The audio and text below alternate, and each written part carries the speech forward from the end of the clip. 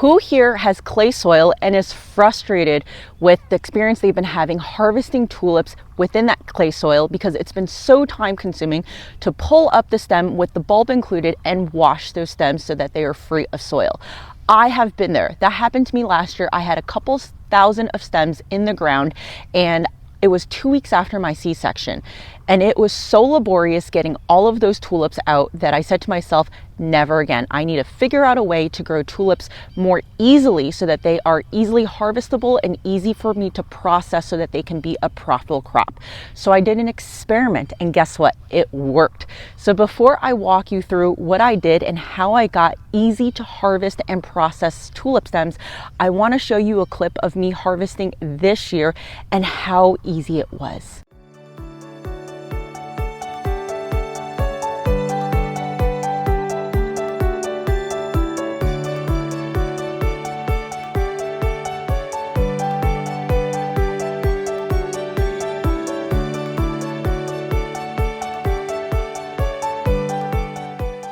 Wasn't that incredible? It's been a joy to harvest and grow, sell these field-grown tulips this year. Now, I just want to say that I'm going to frame this conversation in the context of cost, because cost is really important when we talk about tulips. Now, as flower farmers, we typically treat tulips as annuals because the bulbs just won't have enough leaves to photosynthesize to regenerate for next year. So what that means is that we're really treating them as one and done. Now, the bulbs are not cheap relatively compared to seed, and the price per stem that you get for tulips is not going to be as high as like a peony or a ranunculus stem. So you really have to focus on cost, and that's why I'm going to talk about why planting is really this linchpin for controlling your costs. Now let's dig into the specifics of the planting piece of it. So as you can see over here, my tulips are in a raised bed. I implemented something called the no-dig method for tulips, which is basically we're skipping digging a trench, putting the tulip bulbs into that trench, and then putting dirt on top. What we're doing instead is we're laying tulip bulbs on top of the surface and then putting a planting medium on top. Now you don't need something like a 17-inch bed over here. I happen to have it. This is a bit overkill. It does make it a lot easier on the back when you're harvesting though. But here's the point that I want to start distinguishing, because I think a lot of people have had success with no-till tulips. My issue with the original method that was proposed is that compost is used as the main planting medium. Compost is awesome. It is also expensive. We don't normally truck in compost because we have our homemade compost, but we also don't have enough homemade compost to be able to plant tulips.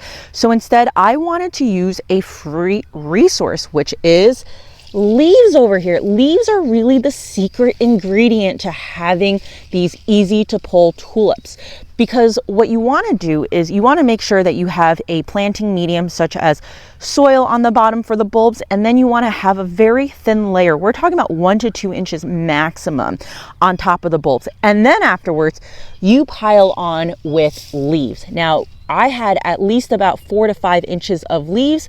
When I put them on originally, they were overflowing to the brim. And of course, over time, as it rains, as it snows over the winter, they get compacted down. You can see that these leaves are still full in size. They're not even crushed, and they worked beautifully.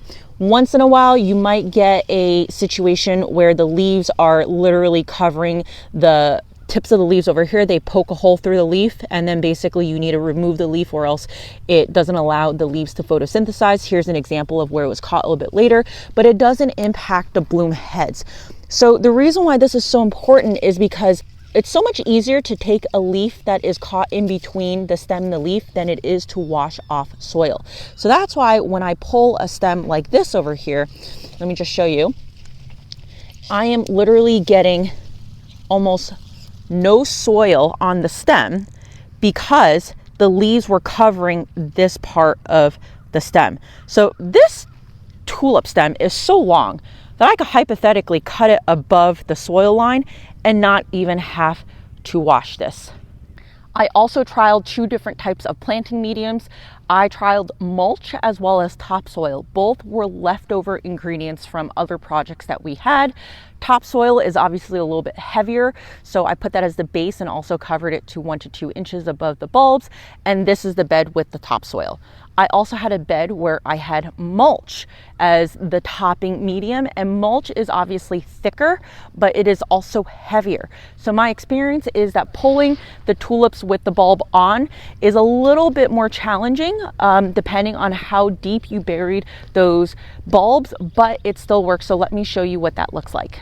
This bed over here is the one where I used mulch. So let's actually pull one of these. This is yellow margarita. This is pretty close to being ready to store. So I'm gonna pull this one out for you.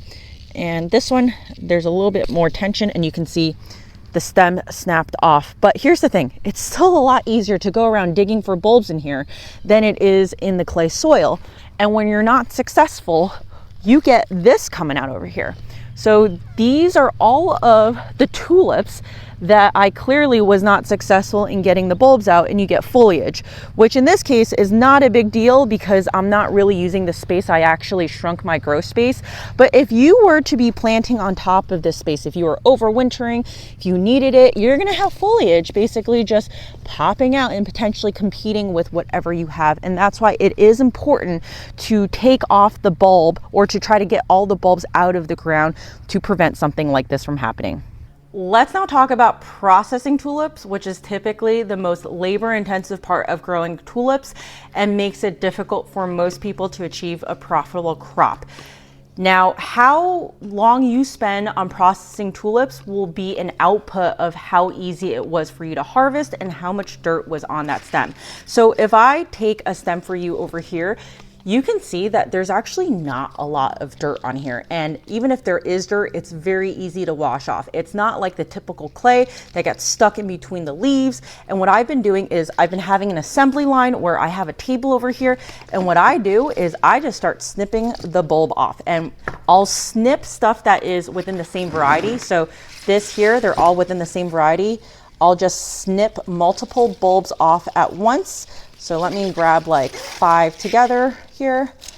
Snip, snip, snip, snip. And then I will just dunk it into a bucket of water over here.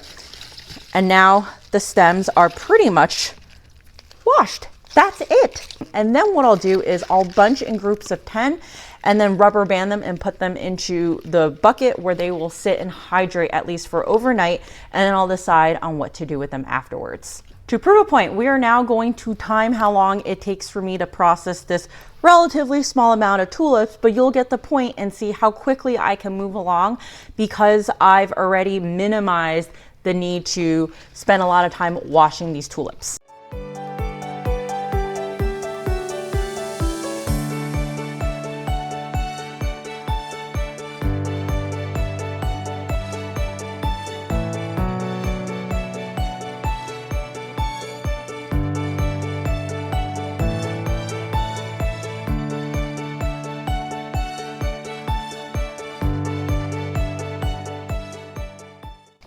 That took about 8 minutes to get this, which is 5 fully ready to go straight bunches. I sell primarily wholesale, so these are bunched in 10s, rubber banded and sleeved. You saw how long it took me to harvest them, which wasn't that much time at all. And then you saw now how long it took me to get them ready to basically go to market. That's incredible. We have a couple of other bunches that didn't make it into the bucket because they don't have 10 full stems yet. So when those stems come in, I'll make sure that I get to 10 and then bunch them and put them into the bucket. But the takeaway for you guys is if you are trying to grow tulips for profit, I want you to time yourself.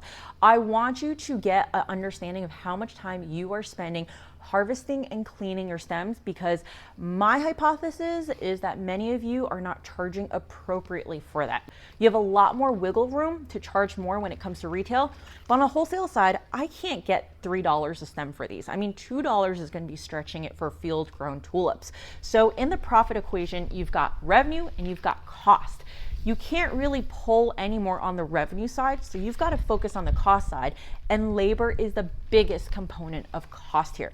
So once you start timing yourself, you're going to be a little bit surprised, and that's going to change, or that's going to make you think about how you want to grow tulips potentially differently next year to maximize the amount of time, or to minimize the amount of time that you are spending harvesting tulips. Now, the next question you might have is, well, I don't need all these tulips right now. How do I store them? I have a video up here for how to dry store tulips, but I am also working on a more condensed version that's going to talk about how I'm storing these tulips to get me to market in 2 weeks. So that video is going to have some updated learnings that I've had in the past few months after I've forced about 7,000 tulips and had to store them for a couple of weeks. And I feel like now I have a really good handle on how to store them. But give that video a listen first if you need it, and I will see you in the next video.